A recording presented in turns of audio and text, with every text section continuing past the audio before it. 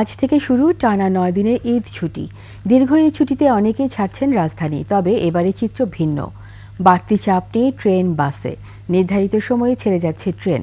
সোহেল সাবি রিপোর্ট। ঈদ উল ফিতরের ছুটি, এবারের ছুটি দীর্ঘ হওয়ায় ঈদ যাত্রায় ঝাক্কি ঝামেলা নেই বললেই চলে। স্বস্তি নিয়েই যাচ্ছে ঘরমুখো মানুষ। কমলাপুর রেল স্টেশনের এবারের চিত্র ভিন্ন। নেই ভিড়ভাট্টা, রয়েছে পর্যাপ্ত নিরাপত্তা ব্যবস্থা। ঈদের অনেকদিন পর যাচ্ছি তো, সবার সাথে একসাথে থাকবো, মিশবো। অনলাইনে টিকিট কাটছি। হ্যাঁ হ্যাঁ পেয়েছি। আমি অনলাইনে কেটেছি, আমার তেমন কোনো সমস্যা হয়নি। টিকিট আছে কিন্তু সিট নাই।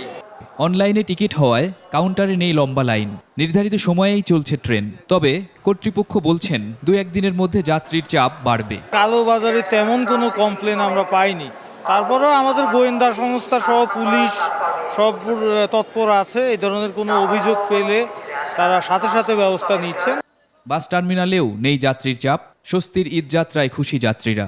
টাইম মতো ঠিক টিকিট কাটছি, আর টিকিট কাটার 5 মিনিট পরেই গাড়িতে উঠে বসতে পারছি। হ্যাঁ, টাইম শিডিউলও ঠিক আছে, বেশিক্ষণ অপেক্ষাও করতে হয়নি। গাড়ি আছে, গাড়ি পাওয়া যাচ্ছে। ঈদ উপলক্ষে 1 টাকাও ভাড়া বাড়ায়নি। বাস মালিকদের দাবি, এবারের ঈদ যাত্রায় ভাড়া বাড়েনি। টিকিট কালোবাজারি রোধে কাজ করছে আইন শৃঙ্খলা বাহিনী। লোকেরও এরকম কোনো প্রেশার নাই, আর কোনো যাত্রীও এই পর্যন্ত কোনো হয়রানি হয়েছে বা বেশি টাকা দিয়ে টিকিট নিতে হয়েছে আমরা কোনো কমপ্লেন পাই নাই। আমাদের পুলিশের পর্যাপ্ত ফোর্স আছে, আমাদের ট্রাফিকের ক্রাইম ডিভিশনের আমরা এখানে একটা কন্ট্রোল রুম করেছি। তারপরে আবার মালিক সমিতি, শ্রমিক সমিতি, ওরাও প্রচুর স্বেচ্ছাসেবক দিছে। এই স্বস্তি ফিরতি যাত্রায়ও থাকবে বলে মনে করছেন তারা।